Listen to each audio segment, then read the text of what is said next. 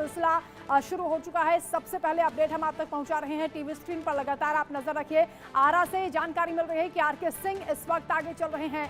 भीलवाड़ा से सीपी जोशी के आगे चलने की खबर आ रही है। ये जो शुरुआती रुझान है वो हम आप तक पहुंचा रहे हैं। काराकाट से पवन सिंह आगे चल रहे हैं। काराकाट में पवन सिंह ने मुकाबले को बहुत दिलचस्प बना दिया था। कोटा से ओम बिरला आगे चल रहे हैं। वहीं लालू की दोनों बेटियों को लेकर खबर आ रही है कि वो अभी पीछे चल रही हैं। लालू प्रसाद यादव की बेटी रोहिणी आचार्य और मीसा भारती को लेकर ये थोड़ी सी मायूसी की खबर, क्योंकि अभी शुरुआती ये रुझान है जिसमें वो पीछे चल रही हैं। आरा से आरके सिंह आगे हैं, भीलवाड़ा से सीपी जोशी आगे चल रहे हैं। तमाम ये बड़े चेहरे, काराकाट से पवन सिंह जिन्होंने बहुत इंटरेस्टिंग इस चुनाव को बना दिया, त्रिकोणीय एक तरीके से बना दिया है, वो भी इस वक्त आगे चल रहे हैं। वहीं कोटा से ओम बिरला जो एक बार फिर से चुनावी मैदान में है, वो भी आगे चल रहे हैं। ये शुरुआती रुझान है जो हम आपको बता रहे हैं, जो तमाम दिग्गज चेहरे हैं जिनको लेकर ये बड़ी अपडेट आ रही है। सबसे पहले इंडिया न्यूज़ आपको दिखा रहा है, काउंटिंग का दिन है और आज तस्वीर पूरी तरह से साफ हो जाएगी कि जो एग्जिट पोल थे वो एग्जैक्ट पोल में कितने तब्दील हो पाते हैं और सब पार्टियों के दावों में कितना दम है।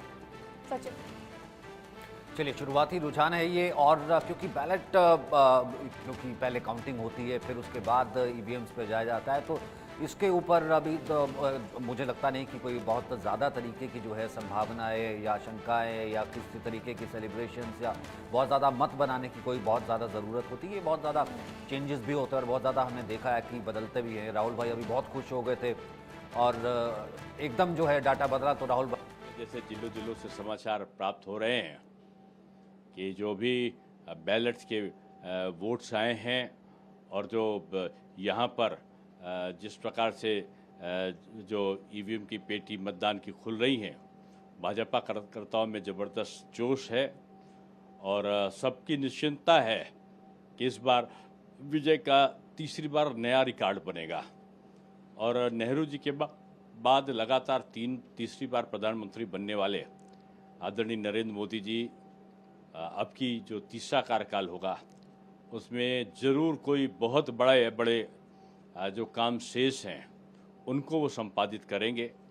और मैं यही कह सकता हूँ कि जो जातिवाद का, जो संप्रदायवाद का, जो झूठे दुष्प्रचार का कि ये भाजपा आई तो भाजपा जो है वो संविधान बदल देगी, मैं समझता हूँ कि जनता ने इस प्रकार के झूठे जो भ्रम फैलाने वाले उनके संदेश थे इंडी गठबंधन के, उस पर विश्वास नहीं किया है।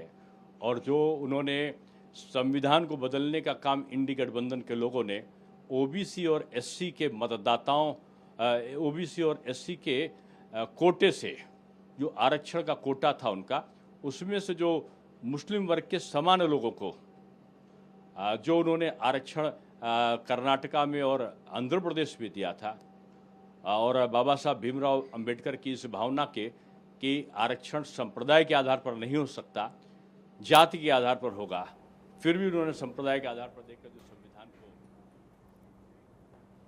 दिनेश प्रताप सिंह का ये कहना है कि देखिए पूरी तरह से जो तस्वीर है वो साफ हो जाएगी, लेकिन उनका ये कहना है कि जो झूठा नैरेटिव सेट करने की कोशिश की गई, जो दुष्प्रचार किया गया, उसका आज अंत हो जाएगा। और एक बड़ी बात उन्होंने कही है कि प्रधानमंत्री इस बार पंडित नेहरू की बराबरी करने वाले हैं, क्योंकि तीसरी बार वो सरकार बनाने वाले हैं और कई जो बड़े काम हुए कि वो उसको आगे बढ़ाया जाए। जो है आज़ाद हुआ भारत और अब विकासशील भारत और विकसित भारत के बीच में, मतलब अगर इस तरीके का जो चीजें आती तो कितनी बड़ी होगी। वंदना, अगली खबर क्या है? बिल्कुल, एक और बड़ी जानकारी मिल रही है, बड़ी अपडेट दर्शकों तक हम पहुंचा रहे हैं। इस वक्त की बड़ी खबर काउंटिंग से जुड़ी हुई, क्योंकि रुझान आने शुरू हो गए हैं। अमेठी से स्मृति ईरानी आगे चल रही हैं, ये बड़ी अपडेट मिल रही है। हमीरपुर से अनुराग ठाकुर आगे चल रहे हैं, ये बड़े चेहरे हैं भारतीय जनता पार्टी के। विदिशा से शिवराज सिंह के भी आगे चलने की खबर सामने आ रही है। भोपाल से कांग्रेस के आलोक शर्मा आगे चल रहे हैं, यानी कांग्रेस के लिए भोपाल से अच्छी खबर। वहीं चंडीगढ़ से मनीष तिवारी आगे चल रहे हैं। ये शुरुआती रुझानों का जो सिलसिला है वो जारी है और हर अपडेट सबसे पहले हम आपको बता रहे हैं। एक और बड़ी जानकारी मिल रही है, तमाम दिग्गजों की किस्मत का आज फैसला हो रहा है। और सबसे पहले अपडेट हम आप तक पहुंचा रहे हैं। जो शुरुआती रुझान आ रहे हैं, एक एक करके तमाम वीआईपी चेहरों की जो तस्वीरें हैं, जो किस्मत ईवीएम में कैद हुई थी, उसका पिटारा खुल रहा है और जो रुझान है वो हम आप तक पहुंचा रहे हैं। गोरखपुर की बात करें तो यहाँ रवि किशन आगे हैं, आजमगढ़ से निरहुआ पीछे चल रहे हैं, ये गौर करने वाली बात है। रोहतक से दीपेंद्र हुड्डा आगे चल रहे हैं, वहीं बीजेपी के निशिकांत दुबे भी आगे चल रहे हैं, लेकिन निरहुआ को लेकर खबर है कि वो पीछे चल रहे हैं। कैसरगंज से करण भूषण आगे चल रहे हैं, सीवान से हिना शहाब को लेकर खबर है कि वो आगे चल रही हैं। तो 300 सीटों के रुझान सामने आ चुके हैं, जिसमें एनडीए 216, इंडिया गठबंधन 72 और अदर्स 12 पर ये शुरुआती रुझान, जिसमें पोस्टल बैलेट की गिनती एक तरफ हो रही है और 300 सीटों का जो ये रुझान है वो हम आप तक पहुंचा रहे हैं। 300 सीटों के रुझान, 216 सीटों पर एनडीए आगे चल रही है। इंडिया गठबंधन की बात कर लेते हैं तो 72 सीटों पर आगे चल रही है, यानी काफ़ी गैप यहाँ पर दिखाई दे रहा है। 300 सीटों के ये रुझान हैं, 216 सीटों पर एनडीए बढ़त बनाती हुई नजर आ रही है। इंडिया गठबंधन 72 जबकि अदर्स 12 सीटों पर आगे है।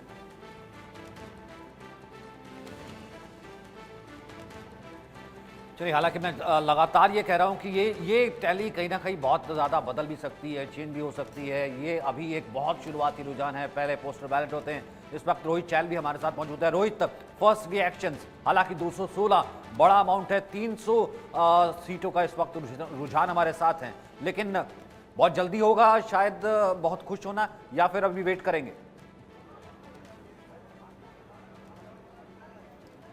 देखिए सचिन जी, सबसे पहले तो मैं यही कहना चाहूँगा कि हमें पूरा भरोसा देश की जनता के ऊपर, जिस तरीके से जो रुझान आ रहे हैं और जिस तरीके से जो भी एग्जिट पोल आए उन्होंने अपने आप में बताने के लिए काफ़ी है। और जो माननीय प्रधानमंत्री जी लगातार जिस प्रकार का प्यार आशीर्वाद देश की जनता का मिला है, मुझे पूरा भरोसा इस बार हैट्रिक होने वाली है। अब की बार 400 पार का जो नारा है, निश्चित तौर पे इस बार भारतीय जनता पार्टी 400 से ज़्यादा सीटें जीतेगी। आपने सही कहा कि शुरुआती रुझान है, लेकिन आप मान के चलिए जब परिणाम आएगा तो निश्चित तौर पे जो परिणाम आएगा वो लगभग 400 के आसपास सीटें भारतीय जनता पार्टी और एनडीए गठबंधन जीतने जा रहा है।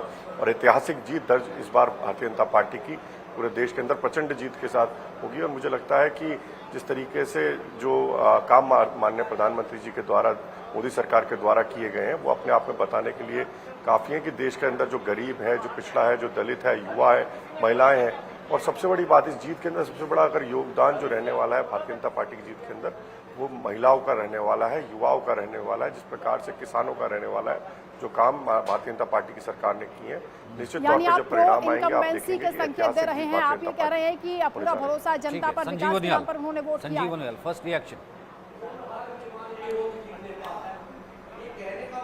है कि पहले से ही जो है पूत के पांव पालने में नजर आ जाते हैं।